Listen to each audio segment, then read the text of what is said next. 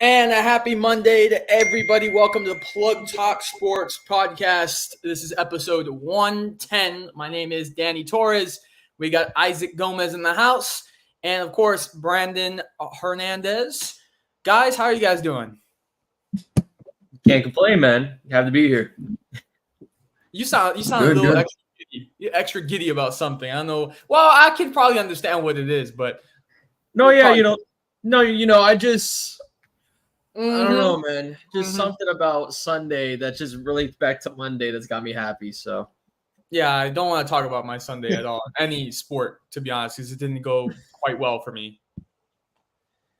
But anyways, let's get into our shameless plugs and plugs of the week. Let's do good news first. The best thing you saw. I'll start it off. I'm not gonna lie to you. Taylor Swift inside Kelsey's suite. yeah, I'm not gonna lie to you, man. This is for everybody out there. Take your shot because that man took a shot, spent his shot in public, and look what happened. He made the shot, and he was like, "Hey, if you're ever down, come to the Chiefs game, sit in my suite." She was in his suite, sitting next to his mother. So, and they walked out after the game together and cruised off into this beautiful Kansas City, Missouri sunset in a convertible. Again, shoot your shot, fellas. I don't know if I can ever top the Taylor Swift news. I mean, that's bigger than the Eras tour, I think, in my honest opinion. Then again, not a Swiftie. Love to be a Swiftie. I just can't get into her music. But best thing I seen, start of college basketball practices officially starting today for all over the country. And for my coverage for the Alligator, I do a lot of things for men's basketball for the Gators. So it was great to get my hands in some basketball coverage, a lot of articles coming out for basketball. And then as well for PlugTalkSports, when NBA comes out, I will have that. In the NBA starting less than a month, man. I mean, basketball is back, man. I can't wait. Yeah, the whole Damian Lillard thing is it's starting to like I'm starting to get mentally exhausted already. Hey, what is it, like day 70 since the report came from Shams? I just think of Mr. Krabs ringing the bell. Day 70. Damian Lillard's still in Oregon, but yeah. Speaking on Damian Lillard, I do have something on that, but I'll save that for the shameless plug. Plug of the week. I mean, I was expecting you guys to bring it up. Danny brings up Taylor Swift and Travis Kelce. I mean, the coverage is only going to get worse. So I think that's what I have to say for that. But plug of the week for sure is Miami Dolphins. These are things that as Dolphins fans, we pray for these kinds of days where yes, and I spoke to Danny during the game. Yes, it was against the 0-2 Broncos, who might be the worst team in football now. With Houston winning over the weekend, they might be the worst team right now in the NFL, which is pretty crazy. But putting up 70 points, video game numbers, Tyreek Hill killed me in fantasy. I was facing somebody who had Tyreek Hill, so I got absolutely. Yeah, I got absolutely destroyed in fantasy this week. But yeah, man, these are days that we used to pray for. Our running game was on point. Obviously, our rookie, Achane, I forgot how you say his last name, but he had a couple touchdowns. Mostert had a couple touchdowns. Tyreek Hill had a touchdown. It's like everybody got a touchdown. Unfortunately, Waddle was injured, so he couldn't really get in on that. But amazing game. Let's see what the rest of the season looks like. But yeah, Dolphins 70-point performance is my plug of the week. Okay. So bad news, a shameless plug. For me, it has to be not so this past Friday was my first game for Barry. It was women's volleyball. That's not the shameless plug. The shameless plug is what happened at the game. So I'm on the sideline desk or whatever, and I see police escorting this guy out. And I'm like, oh, this is weird happening. Okay. So later on, I go into the athletic offices after the game with my new boss, and they have a social media team and a creative team with cameras and stuff like that. And 2 or 3 of them happened to be African American. and they are filming. They're on the sidelines. They're allowed to. They work for the athletic department. Getting coverage, like shooting B-roll and whatnot. And I guess it was in the way of this gentleman from watching the game. And I can't believe that this still happens. And I have to say it, but he dropped the hard R to the guy. It was unbelievable. Unbelievable. And to be honest with you, I don't think the gentleman that said it was all there. I think he was on some sort of drugs because he was sweating profusely. And he ran out. And obviously the police went after him. And I'm like, that dude is not all there. But it was sad that, and luckily, who is my new colleague, was chill about it. He was like, bro, like, I'm not going to give that any energy at all. But it's sad that we still have people that will drop that word, like that. It's absolutely terrible. No, absolutely. I mean, especially in any bit of athletics or just in general, any community. Yeah. Yeah, I think it wasn't this past weekend. I think it was the previous week where the running back from the Vikings was getting like really bad DMs, racist DMs because of his like fantasy or whatever he did during the game. People were angry at him, and he got a couple of those kind of comments. But yeah, that's really unfortunate, especially in 2023. Yeah. All right, who's up? Well, probably again, this is very controversial for me personally. For those who do know me, I'm a Jimmy Garoppolo fan. I've been a Jimmy G supporter since day one. He's been a 49er. Again, winning record, NFC Championship appearances, Super Bowl appearance. What can you argue, right? But as a fantasy owner for a team called Jimmy G supporter, it's been pretty tough recently. I'm not going to lie. I'm down by 80 right now this week in fantasy. I'm going to be 0-3 really soon. And funny enough, I have Justin Herbert on my bench, but I'm staying to the bid, right? Still a Jimmy Garoppolo supporter, but Jimmy G's got to get it back together, man. I mean, the Raiders, they're still, one win in this season, but they just got to get back together. Hopefully Jimmy Garoppolo gets a win next time. And don't really care about fantasy. I just want Jimmy G to win a game, especially prime time in Vegas. I'm sure Jacoby Myers being out, I think he was in last game, but him being out those first two games after the concussion, I'm sure did not help there. And I tried to watch a little bit of last night's game, but it was a hard watch. I mean, a big blowout by the Steelers. It was a hard watch. Yeah, and all by field goals, really. I mean, it was like field goal after field goal, and it's like, Can you answer back? But it happens. Yeah. So for my shameless plug, I mean, as I mentioned before, it does have to do with Damian Lillard. This report came out. Let's see. It was 6:30 p.m. earlier today. Mark Spears reported that the Raptors are actually, per source, the Raptors are in the lead to land Damian Lillard. Now, like the shameless plug could be, the BS that I smell with this article, because I don't think that that's true. I think the Heat are definitely the front runner. The Heat are giving out 2 first-round picks and Tyler Hero. Now, this article, and I actually have it highlighted right here. It says the Raptors' offer would include a package featuring players from the roster that includes 2-time NBA All-Star Pascal Siakam, NBA Rookie of the Year Scotty Barnes, and forward OG Anunoby, who's averaged 60 points. And then he's also eligible for a contract extension. So Portland would have to take this kid on and pay him. And then it says a rookie sharpshooter, Grady Dick. So, of course, the Blazers are going to want the Blazers are going to want some young talent here. But is it enough to really be the front runner? I don't think so. How do you beat 2 first-round picks where you're giving the organization a decision to make, like, okay, I want this guy, or you get a bunch of young players with this Raptors package, and then you have to pay those guys later down the road. I just don't buy it. ESPN, bad article. I don't know where they got the source, but I don't buy it. The Heat are still the front runner in this chase for Damian Lillard. Look, honestly, because again, I know we're not going to be talking about Dame for this episode, but I do want to go back into just the coverage we've seen over the span of this summer since Damian Lillard did announce for a trade. It's the idea that it's not Dame wanting to go to Miami. It's the idea that Portland wants to figure out what to do to rebuild off a Damian Lillard trade. So if you ask me, again, the reports make sense because Portland, they don't really care about what's going on with Damian Lillard.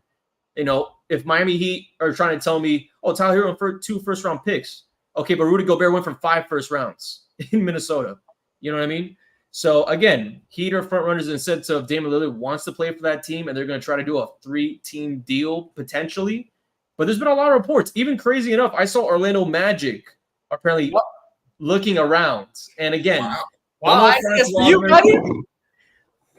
I mean, again, who knows? Maybe he goes over to Orange County. Maybe he doesn't, make his way over to Florida. But again, there's a lot of teams out there that have more better deals than the Heat. Unless Miami Heat are giving up Bam Adebayo, I just don't imagine Damian Lillard coming down to South Beach anytime soon. But that's just me personally. Yeah. It's tough. Well, Isaac, you knew this was going to happen, and we got to talk about it. But, guys, today is Isaac's last episode with Plug Talk Sports. I wrote something this morning that I wanted to read. So I'll read it now. I wrote it down in my notes. So Isaac, prepare yourself. Try not to cry. So I wrote this today just out of gratitude and appreciation for my brother, Isaac Gomez. I first met Isaac on the second floor of the Ocean Bank Convocation Center inside Chris Santiago's office on the campus of Florida International University. We both were just starting out our young careers, Isaac with music and broadcast production and editing, and myself with sports commentating. It was a one-man show on Plug Talk Sports, but through friendship and through love of sports and sports broadcasting, Isaac became a part of Plug Talk Sports. We would start out from my garage to joining Lemon City Live to branching out on our own. Over the years, we've had some pretty cool opportunities, but I couldn't have lived out this dream I had if I wasn't for the creativity of Isaac and countless of phone calls just for advice on what to do next with Plug Talk, or just to talk about life or how trash Manchester United is and how much better Real Madrid is. Last week, Isaac texted me that he could no longer do this anymore. I've seen him grow from a college student to a man who's soon to be married and with bigger responsibilities. I can't say I wasn't disappointed because I was. I had the dream of riding off into the sunset until the wheels fall off with Isaac by my side with Plug Talk Sports, but I understand his decision and respect it. Brother, thank you for everything you've done for me and for this team. I love you, and the key will always be under the mat waiting for you. Thank you, man. I really appreciate that. And, I know you had wanted to start off the show with the 5 favorite, moments of Plug Talk for me. But, yeah, I mean, you said it right there. We met there at the FIU sports broadcasting internship. Yep. I was a terrible technical director. I won't say any, it doesn't say it on my resume, but we had some interesting moments together, cutting back from break at wrong times, putting random commercials in the middle of the broadcast. But that's how we grew, making mistakes, learning, what we enjoyed. And definitely we started our first couple episodes in your garage.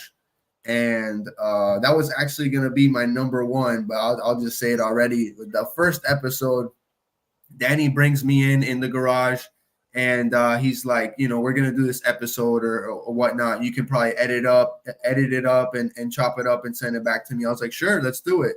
And I'm here sitting, and we're talking sports, and I'm thinking to myself, like, what am I doing here on a Monday night in some guy's garage talking sports? Like, where is this going to go? And I couldn't have imagined that over 2 years, I would have been able to, do some of the coverage with you guys, of course, in collaboration with Lemon City Live. Got to give them credit, shot at the Marlins game, shot at Orlando City, championship game. We did a lot of Marlins Fan Fest events. We did so much content, especially during COVID. We had a Heat. You remember we did a Heat one. We did a whole Heat segment during COVID. Danny had his mask on, inside the AAA center at the time, right? And yeah, just all these crazy moments. I would have never thought that I would be here today, and thinking back to that moment, sitting down in that garage, like with no AC, doing our first episodes. And I did. I made a list here. So I have to say, filming the shirt promo in Little Havana, running around in the hot sun, trying to find a spot, going to the domino tables, getting kicked out from filming in the domino tables. I just mentioned it already, shooting the Orlando City game, in partnership with Lemon City Live, shooting the first episode of Barbershop Talk. I think that was really the start of something special. We have both barbers. Danny, you can fill me in on the two barbers' names. I can't catch them right now. Javi and Alex. Yes, amazing guys, amazing testimonies. I mean, you don't have to be a Christian, but you see these guys and the way that they're able to share their testimonies and the way that their lives have changed. It's just amazing what we're doing with Barbershop Talk. And then last but not least, having the fighter Alex Martinez on, having kind of my thing, fighting and all that, kind of peeking into the mind of a fighter and having those conversations. But yeah, man, seeing this platform grow, and it's going to continue to grow. I could see this thing, maybe, you sell it for a good 50, 60 mil, and you send me a check in the mail, for $3,000 at least, a couple of years from now. But yeah, it's just an awesome opportunity. Of course, we brought on Brandon not too long ago. We brought in Janka. We're going to bring so many more writers and amazing broadcasters. So this thing's taken off, man. And like you said, life's crazy. There's a lot of changes going on in my life personally. So I was like, if I can't give it 100%, I think it might be time to do my own thing. So, it's a sad day, but hey, the episode's not over. We still got a lot of sports to talk about. But thank you, Danny, for this moment. I really appreciate it. Of course, man. Of course. Hey, and that's kind of how I met Brandon too. We didn't get to commentate together at FIU, but he was an FIU guy, and we watched an FIU. I don't know if you remember that, Brandon. We watched an FIU soccer game together. Oh, yeah, it was like a final, I think, for the conference, right? Yeah, it was a good game too. And but yeah, that's just the connection. It's just that's what sports does, man. It brings us all together, and just through our love of sports, we're able to do things like this. But again, man, it can't be all possible without you. So thank you again. Sir. Let's get into some NFL talk. Let's do it. Look, there's no other way to say it, but the team of the week is the Miami Dolphins. They put up 70 points. This morning I woke up and I was just kind of being stubborn. I was like, should I say the Chiefs? Because the Chiefs really did blow out the Bears. And they did have Taylor Swift at their stadium. So I was like, no, man, the Dolphins put up 70 points. And I'm not a Dolphins hater. They're the home team. I respect them. So definitely for sure. Look, the Broncos are just bad. Just bad. Russell Wilson is washed. It's so bad how Denver looked. Just the two Miami running backs who looked great as a 1-2 duo, they couldn't stop them at all. There's nothing they could have done to stop them. And the fact that Sean Payton left Russell Wilson to the very last second of the fourth quarter, that is agonizing. I would have been, please get me out of this game. I don't want to throw the ball anymore. It was bad. And the Dolphins are definitely the team of the week. And I think right now, through 3 weeks, the most dangerous team in the NFL. Whenever I looked, you know what I would say though? Because again, running back room was incredible. Yeah. Tua Tagovailoa, 4 touchdowns thrown, 3 incompletions throughout the entire game. It was an incredible game overall throughout the board for the offense and also the defense, forcing multiple fumbles. And, I feel bad for Sutton, the wide receiver for the Denver Broncos, because he had so many chances, man. So many chances. But there is one factor I think people are really missing about this Miami Dolphins team through 3 weeks. The O-line. Tua has yet to be hurt. All right, Armstead looks amazing. Eichenberg is actually doing something, which I thought he would never do, not getting called for holding penalties or anything. I mean, if you ask me what's the biggest reason for a 70-point performance like that, time in the pocket. Most are going out to the open field with open lanes through the A-B gap down the middle. I mean, this Miami team is being built around something that we haven't seen in almost a decade, a good O-line. So, you know, people will talk about the offense putting up 70, and a lot of people talk about should have gone for 73 with Jason Sanders, who didn't even get a field goal attempt in the entire game, which is crazy to think about. But, I mean, this was a dominant game for the Miami Dolphins, a dominant performance for their O-line. And honestly, I have to think, you know, because, again, the game of the week's got to be Buffalo against Miami at the Bills' house this upcoming Sunday. So this game is just a perfect prep for the Miami Dolphins. Yeah. And like you said, Brandon, the offensive line has been protecting Tua. The running game is just the running game in any team will do you so good, especially if you're trying to open up the passing game. Like you watch the Dallas Cowboys game, or you watch I'm not even trying to but it's like you have a good quarterback, you have a decent defense. You can't get the rock moving in between the sticks consistently throughout the game. It puts more pressure on your quarterback, puts more pressure on the defense. And this was a game that I think it's like everything just went right from the start. I mean, this game was like already over by halftime. And how many times in the last decade or the last 2 decades? I mean, we've been alive long enough, right? To say that the Dolphins have done that, and where everything goes right all 4 quarters. Now that is dangerous too. You know, you blow out a team by 40, 50 points, and then you go next week against Buffalo. You can't go into that game with too much of a big head, and they still have to play Kansas City as well. So we'll see how for real this team is. But for back-to-back seasons, they started 3-0. McDaniel is really building something here, and it's awesome to see. And you hope that there's no injuries. You know, obviously Waddle is unfortunate for him, but there's no major injuries on the O-line. I mean, everything is just great.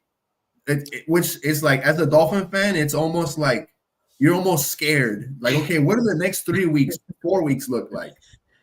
Yeah, but I'm telling you, though, the schedule looks nice. And also, before we leave the Dolphins game, though, there's 2 things I have to say. I haven't been this excited for a Miami offense since Jay Cutler. And yes, that's a real statement. And 2, Jay Cutler, I have to shout out a real Broward County moment. 954 stand up. We got Mike White. No, Mike White. Is it James White or Mike White? I forgot the quarterback's name. Mike White. Yeah, Mike. I'm thinking about Gator basketball for a second. But yeah, Mike White throwing a touchdown bomb to Chosen. That's a Broward moment right there. Nearly on the county line, too. Again, Miami Gardens, not Miami. But I have to say, it was a good day for South Florida and just a day for Miami fans. As, you know, Isaac said, we've been waiting for it for almost a decade. Gotta love to see it. Now, unfortunately, we're going to talk about it.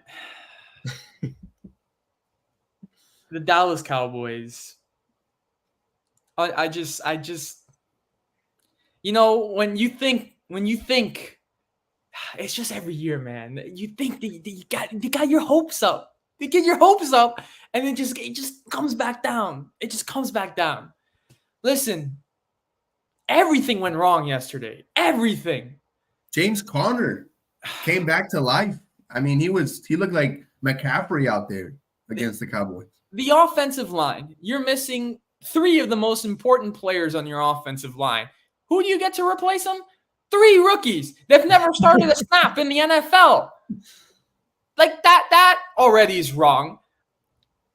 For the offense, like, they had no problem getting down the field. The running game was fine. It was once they were in the red zone. They literally could not do anything. And you know what? I have 2 words to explain what is missing from the red zone. Be careful. 2 words to explain what happened in the red zone. Ezekiel Elliott. Ezekiel Elliott in the red zone, with as big of a back that he is, would just pound the football right into the end zone. You don't have that this year. It's just Tony Pollard, who's great. He can get you down the field, but he's not as big and just bounces off defenders like Ezekiel Elliott can. That's one problem. Isaac mentioned to me last night, CeeDee Lamb. Gee, I wish he would have gotten the football more if Dak would have thrown it his way. Dak in the red zone, especially down late in the game, my brother in Christ, what are you doing? You're trying to throw it to Brandon Cooks, who has freaking 3 defenders around him. What are you doing?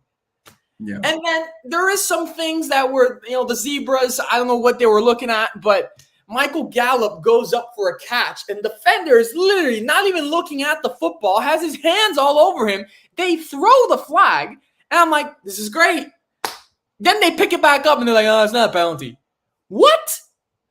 And then on top of that, there was a field goal attempt, extra point attempt that looked like it went wide left or wide right, and the referees were like, it's good. So that was another combination. Then we talk about the defense. My Lord, have mercy. Listen, they were just, I don't know what happened. They were just flatlined with the news of Diggs throughout the week. That flatlined them. They still have a great defense, but that flatlined them. Micah Parsons had his chances, wasn't, as Micah Parsons that he's done through the first 2 weeks or what we're used to seeing. I didn't even tell you, these defensive coverages were blown. Stephon Gilmore looked like he was ready to retire. I just don't know. The defense was just flatlined with the news of Diggs going out. Mike McCarthy, his play calling, we could have gotten 3 points on a 4th down that brought us closer. Instead, he said, let's go for it. And it was unsuccessful. Just overall bad game, bad performance from the Cowboys. This one's a game that's going to hurt come December, January, because we are not supposed to drop that game against the Arizona Cardinals. You're 0-2. You're starting off that season going, one step at a time with Philadelphia. Philadelphia's murdering Tampa right now. So that they're going to go ahead and take first place in the NFC East. And then from there, it's just going to try to be catching up, with Philadelphia the rest of the season. I don't know. Sometimes I question myself on Monday mornings why I love this football team as much as I do. Why I wear jerseys of theirs every Sunday and why I'm so proud to love this football team when they just break my heart every year. And I know it's only week 3, but we need to learn from this loss against the Cardinals that should have never happened. It was very upsetting. I went to my room like a child and didn't talk to anybody for an hour. So that's how I feel on this Monday evening. Also, again, not to put salt in the wound, right? But the biggest news out of that, Joshua Dobbs, 28 years old, absolutely a journeyman veteran, first ever win in the NFL as a starter. Yeah. I mean, wasn't it? I think it was very early on. It might have been the first or second drive for Arizona where they gave him a keeper. He faked out the entire defense and just took off for like 20, 30 yards. When I saw that, I was like, whoa, the Dallas better make an adjustment here. This kid is not Michael Vick, but for the Dallas defense not to make adjustments. And you talk about Micah Parsons, Danny. I was thinking as well, like they kept doing sweeps away. Wherever Michael Parsons would line up, they would do a whole sweep or a toss to James Conner away from him. I mean, they completely took him out of the game. You got to give Arizona credit here. I do. I give Arizona credit. I mean, they're an 0-2. They were an 0-2 football team, and they came out ready to play. And that's another problem. I think Dallas was like, they're 0-2. Look how we performed the first 2 weeks. We got the best defense in the league. We're playing phenomenal. They showed up and they got punched in the mouth. That's what happened aside from everything else I mentioned. So all 3 of us can agree team of the week was the Miami Dolphins. Can I say I guess the opposite, like maybe like the most disappointing teams this week? Like the 2 most I'll just say, because it's the Jets. Forget the Jets. The two most disappointing teams for me last week, Baltimore Ravens. Yes. You can argue in overtime, Lamar Jackson throws it to his tight end, right to the middle of the field. Tight end makes a play on the ball. The linebacker completely pass interference all over. I mean, any person who just started watching football yesterday will call pass interference on that play.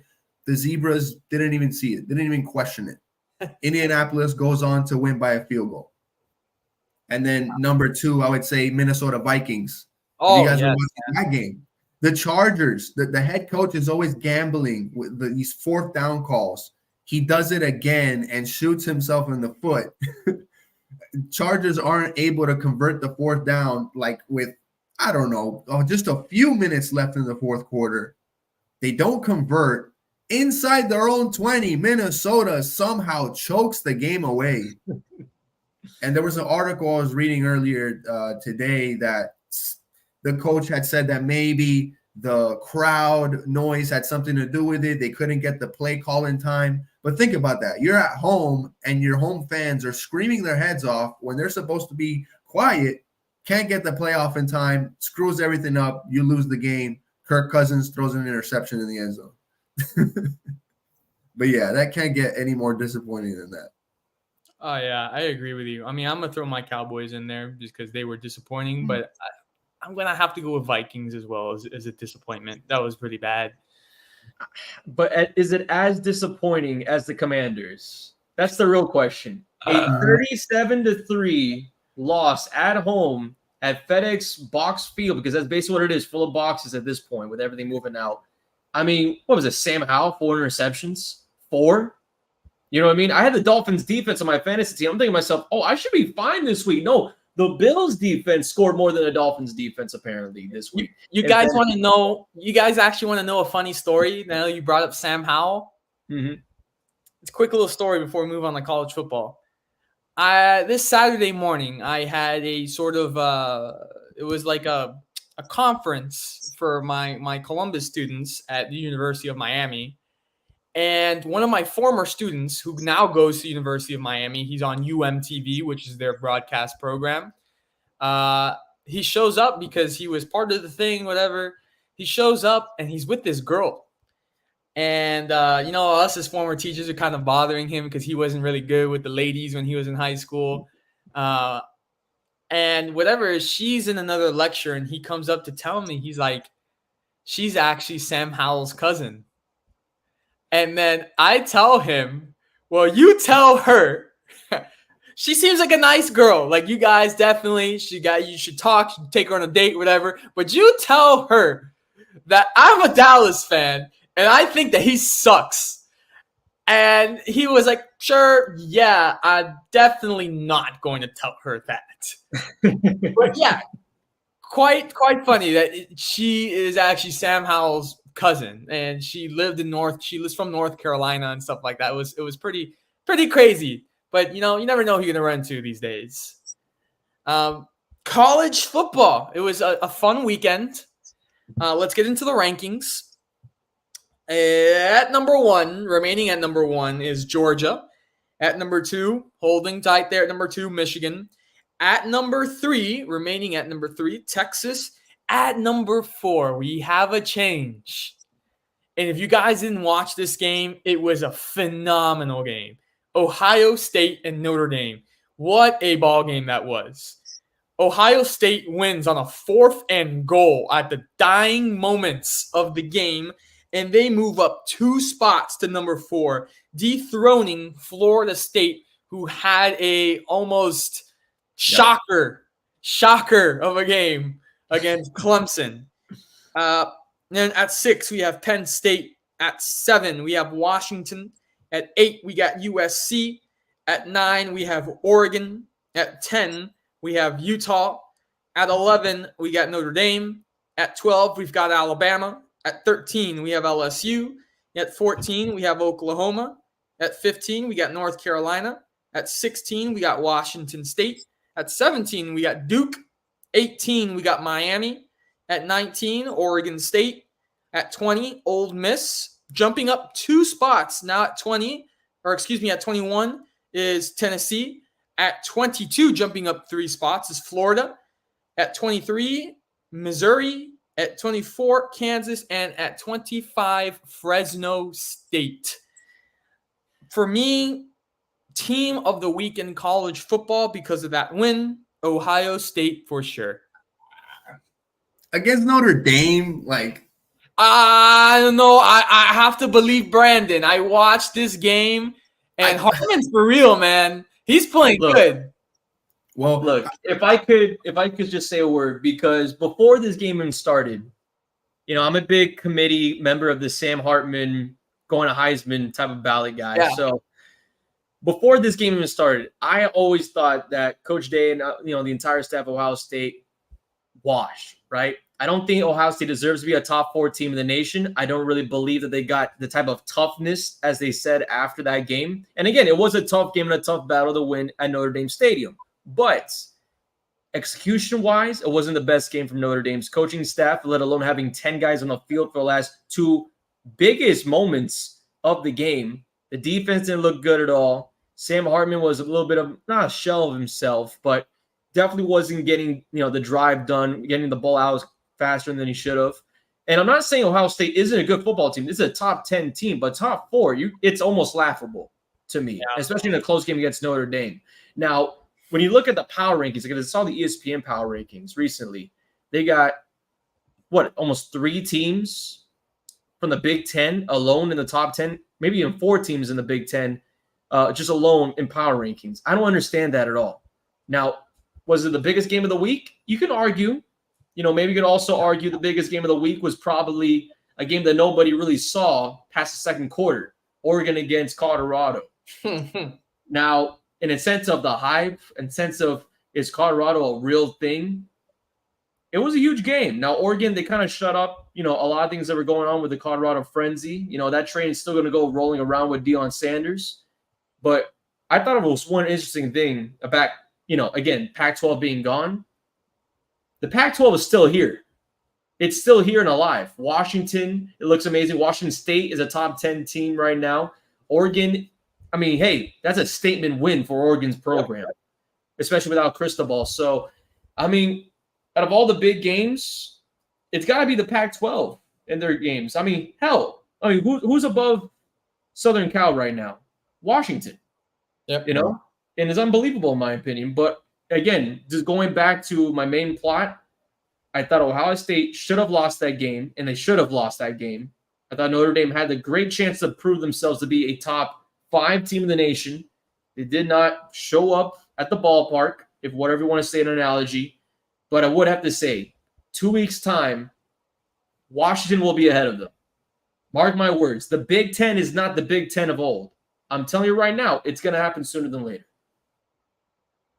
I think if I heard that correct, Danny, Alabama is not even in the top 25. No, they are. They are at 13 or 12. They're at 13. They need to be lower than that. they beat South Florida, but barely, just barely. And they really have to figure out their quarterback situation. But I guess we can give Notre Dame a break. I'm just here's the deal. Here's the reason why I say what I said.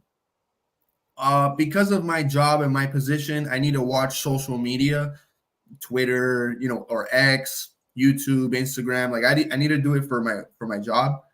And I've been constantly watching these Ohio State fans and Notre Dame fans just go at it in the comments. So I'm happy that the game is completely over. We don't have to hear these Midwest weirdos. I don't agree that Ohio State should be in the top. I guess you can give them a break because they beat a ranked Notre Dame team, but I don't know. This Notre Dame, maybe it's my bias, but I don't ever respect their schedule. Like, why are they ranked? Because they have maybe a top prospect at quarterback or something. But they have Rudy. They have Rudy, which is on Peacock. Catch that on Peacock. Stream it on Peacock. But I don't know. As far as for Florida State, as far as for Florida, I'm happy that they're back in the top 25 after beating Tennessee. Yes, they struggled against Charlotte, but I'm really happy to see them there. And speaking on Colorado, yes, they did lose to Oregon. They got blown out, but they do play USC next. Yeah. So keep an eye on them. Yeah, maybe the hype train is over or whatever. Maybe ESPN will stop covering their game so much. But if they beat USC, keep an eye on them. They might be back in at least top 15. I don't think that's gonna happen. If they got blown out against Oregon, they're gonna get blown out by USC. I'm trying to sell. Brandon says, I gotta say it as Brandon says it. That's a guarantee. Stamp it. Damn straight. And also because I also start off this college football season saying that USC is a top 4 team, and I still stand by it, even though they had a little bit of a struggle against Arizona State on Saturday. I'm not gonna lie to you, it was a really entertaining game to watch late at night. But when I think about, in the sense of the seeding and everything like that, and what kind of shocks me, I mean, Isaac, like you said, for the Gators, they beat Tennessee like a week or two ago, whatever, right? How are they 1 game behind Tennessee after Tennessee blows out, Texas, San Antonio, whatever, UTSA? Like, I'm sorry, man. Like, whether or not you have, and again, I'm talking more or less the SEC right now, whether you have Mizzou out there, Florida out there, whether you have a team like LSU, I mean, does Tennessee deserve to be in that top 25 ranking, and let alone better than some of the other teams I mentioned before? I don't think so, man. I don't think that, and I'm not saying just because of Alabama out all day. No, yeah, but I think Alabama, especially their game against Ole Miss, I mean, it was, not saying it was a sleep fest, but I can really go a Saturday without that game. I thought it was a hyped up game. Lane Kiffin, of course, get your popcorn ready type of moments before, but not really during the game with Dart. But yeah, I mean, I really do believe in the sense of the SEC. I don't think Tennessee is going to be any bit close to what we saw last year. And frankly, I think 21, I mean, that's just, I mean, they're probably just happy to be at 21, I would have to say. Yeah, do you guys think that Florida State is as tough as they started out the season? I think in the sense of an ACC schedule and the fact that they started off the season really well with an LSU victory. Yeah. They're not tough, but no one will know till December. Not a single soul will know until they get to the college football playoffs, which, again, I hate to say it like this because, and again, I understand I'm a reporter. I'm very unbiased in everything that I do, but I will say with every single blood in my body, I hate Florida State. But they will be in the college football playoffs, unfortunately, unless something insanely happens. Okay. Do you think that Florida State smacks Miami? I say Miami wins. I say FSU, yes, they beat LSU, and congratulations to them. But because, like you said, Brandon, because of a weaker ACC, look at Clemson. Like, look at some of the teams there. And I know North Carolina is also ranked. But because of a weakened ACC, I think FSU has really, taken advantage of that. And I think they're going to get exposed against Miami. And that's coming from a Gator fan. I think Miami will have FSU's number. I think so. Stamp it. Book it. Guaranteed. I can't guarantee. Well, here's the thing, right? There's a train going around in college football that I am so reluctant to get on, and that's the Duke train right now. Mm-hmm. Like, they're ranked 17th in the nation. They're honestly, I feel like they're going to keep on climbing, and I don't know what's going on with that program. I don't know how that program has turned basketball into a football type of, atmosphere. But again, we're seeing with Kansas, who is also recently ranked North Carolina as well. And again, I mean, they got good coaching over there with their program. But I'm telling you right now, after that Duke game, and then they have to go against Wake Forest, then we can see what happens. Because Miami right now is blowing out teams on a regular. Like, their game against Temple. Yeah. I mean, have you ever seen a highlight of that game through the past 2 days? No, because there's no reason for a highlight. Miami blew them out. That highlight was probably 3 minutes of straight Miami touchdowns. And again, this is going to be a game that's going to be played in Dokes and Tallahassee. Again, talking about UM versus Florida State. It's going to be a very tough battle, I think, the last 2 or 3 games for Florida State. But that Duke game, it will tell us a little bit more about this team. And again, for they've been looking great. They've been looking really solid. And again, their offense is one of the best in the nation, I would have to say. So it's going to be difficult. Big match in the ACC. Can't wait to see it. ACC play has been very, very entertaining so far. This one is on here for Isaac tonight, and it is UFC 296. Card has been announced, and I'm not going to lie. There's 2 fights on that card that I'm very, very excited about. Of course, the main event is Leon Edwards against Colby Covington. That's going to be a great fight. And then, of course, Paddy Pimblett against Tony Ferguson. That is going to be a great, great fight. I'm happy Paddy Pimblett started to get that attention. Yeah, which I do want to mention, Alexandre Pantoja will go against Brandon Royval in the flyweight title bout. So you're going to get a couple title bouts here. Paddy Pimblett, the hype train, versus Tony Ferguson, who's on his way out. As a longtime UFC fan, I'm so tired of seeing Tony Ferguson lose. And I would love to see Tony Ferguson beat Paddy Pimblett. Not that I'm a hater of Paddy Pimblett. I know some people really hate him. I don't know, maybe his Liverpool accent or whatever. Some people don't like him. Maybe the fact that he gains 50-something pounds after the fights, stuffing his face and blows up or whatever.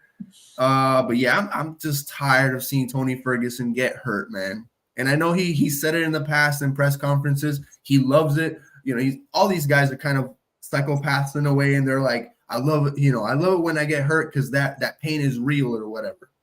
But yeah, I could see Paddy Pimblett winning this one. I'd like to see the latter. I like to see the opposite happen, but Paddy Pimblett is on his way up. He's the UFC's like English hype train, you know? So, yeah, that's going to be really interesting. Colby Covington versus Leon Edwards. What do you think of that one? Look, you know I got to go with Colby Covington. Even though people hate him, I got to go with Colby, man. Well, we will see. I think it's really interesting because his wrestling is great. I think, I mean, he did amazing against George Masvidal. He can really hang with the best of them, even in his stand-up, even though he's more a wrestler. Yeah. But we haven't seen him as active. That's really the question: are we getting a Colby Covington that's just like locked in? And the reason why he's been so low key is because he's been recovering from whatever injuries he had against George Masvidal, or I don't know. It's like a mystery. You don't know where you're gonna get. Yeah. Where you have Leon Edwards, who beat Kamaru Usman already twice now. He is the champ, the certified champ, headshot, bang, knockout. I think it will be a decision, and I think Colby will make it interesting, but I think Edwards will have the edge. In my opinion. But Colby, I like to think that he's been working hard. He's not been, slacking all this time because he hasn't fought in like I think a year. A while. It's been a while. More than that, maybe a couple months more. Yeah. So that'll be really interesting to watch. I think the card that or the fight that we haven't talked about is Alexandre Pantoja, and I have to remind myself how to say his name. He's from Brazil, the flyweight champ, who's going against the number 4 ranked flyweight contender and Brandon Royval. I think that's going to be fight of the night. It's going to surprise a lot of people, especially the people that are looking for that Leon Edwards and Colby Covington fight. What do you think about Vicente Luque and Ian Gary? Man, we were just talking about Ian Gary too. And I love Vicente Luque. He's a veteran. But Ian Gary, I told you, Danny, to keep an eye on this kid. 13-0. 13-0. He's from Ireland. He's like a kind of, Conor McGregor-esque guy. Which casuals will compare him to Conor McGregor just because of his accent. Yeah. But he's a good fighter. He's 13-0, and I think he beats Vicente Luque, who's on his way out. I know he's got a good record. He's been in the UFC a long time, But again, this is kind of like that Tony Ferguson, Paddy Pimblett fight where you have a guy who's got all this hype behind him versus a guy who's been in the game in a long time. And this is a game for the young guys. It's just quite frankly is what it is. So I could see it being an interesting fight, but Ian Gary, I think he gets the TKO and surprises a lot of people like inside 2 rounds. I'm getting frustrated because you already know, and this will be the last thing on UFC, but 296 was supposed to be the card where we got Chandler and McGregor. And they said, Connor said 296 is when it was going to happen because 296 is the last card before the new year. Yeah. And at this point, I don't know what's going up with that. I mean, I see Connor training, but I don't know what's going up with that. Well, I think the USADA deal, him not being in the testing pool messed him up. And Dana White had mentioned before, like, we're going to see what happens. And a lot of people who maybe they dislike Conor McGregor have been like, I've always seen like them comment and stuff. And they're like, oh, like Dana White's going to have to pull strings and everything. I don't think Dana White is really that guy who's going to go, break those kind of rules. Yeah. Surprising maybe to a lot of people. I don't think he would break those rules. We're going to have to wait for Conor McGregor not to heal up. He's probably healed. Like you said, Danny, he's training, but he has to pee in the cup. It's got to be clean. It's got to be clean. He can't melt the cup like Joe Rogan said. So he has to be clean, and we'll see. We will see. Final topic of the night, and I want you guys to answer this question unbiasedly and truthfully. That's hard. Do the Miami Marlins make the playoffs? 6 games left in the season. They are now 1 game because the Yankees, thank you, Jonka, for your Yankees, who are not going to the playoffs, but thank you. They defeated the Diamondbacks. That makes the Marlins now 1 game off of the Chicago Cubs and 1 game off of the second wild card spot of the Diamondbacks. And by the way, the Marlins have the tiebreaker over both the Cubs and the Diamondbacks. They won the series against the Milwaukee Brewers. They got the New York Mets on the road, which last week they played here at home, and the Mets won the series. And then they finish off against the Pittsburgh Pirates on the road. Do you think the Marlins make the playoffs? Look, the only issue I have, and again, I do believe they will, because I'm thinking to myself, Arizona has a harder road than Miami does. The Cubs might even have a harder road. But for Miami to go against these teams that are, again, out of contention for a wildcard spot, that being the Mets and Pirates, all on the road, no fan affairs for them, at least in aid. And the Mets series really makes me curious because how good is Miami against the Mets? Yeah. How good is Miami on the road this season? It's not the best, and especially in the second half of this year, the Miami Marlins have definitely gotten themselves from a spot of, they're safe to now they're really in trouble to even getting a wildcard spot. So I do believe they will get the job done. I'm looking at the rest of the schedule right now, as you mentioned before, Daniel. I mean, we're talking about 3 games against the Mets, 2 against Pittsburgh. Yep. It could be done easily. Now, it just can't be no hiccups on the way there. I mean, it's theirs to lose. And that's as simple as it gets. It's theirs to lose. They're in the driver's seat because you look at it, yes, they got this 3-game series against the Mets. If they screw it up, what might be their saving grace is that the Cubs have a 3-game series against the Atlanta Braves, the NL East champions, who arguably probably, aside from my Dodgers, are the best team in the National League, which, to be honest, I think it is the Braves are the best team in the National League. So that won't be an easy test for Chicago either. So that might be Miami's saving grace. Yeah, I want to say, I mean, you said unbiased. It's really hard to do that. Especially seeing this team lose out so many times year after year. But I think with the Mets, the way that they've been so disappointing this year, I think Miami does have a chance. And like you said, Brandon, is theirs to lose. They should get in. And I'll throw my bias out. We're tired of seeing this team choke at the end of the season. And we could talk about the start that they had. They had an amazing start. But with the Yankees struggling, and et cetera, the other team's struggling. I think Miami really, they have to get in, and I think they will. What are these, like 6 games, 6, 7 games between both series? 6 games left in the season, yes. Yeah. So I think they can, and they're 6-4 in their last 10. It's not amazing. It's very inconsistent. They've been 35-40 away from home, and their home record is okay. But I think Miami can get in for sure. Listen. Now, do they win the series? I don't think so. Listen, I don't think this should ever be the goal for any professional sports team, but I think the Marlins making into the postseason is a big victory, and the city of Miami would be happy just for that.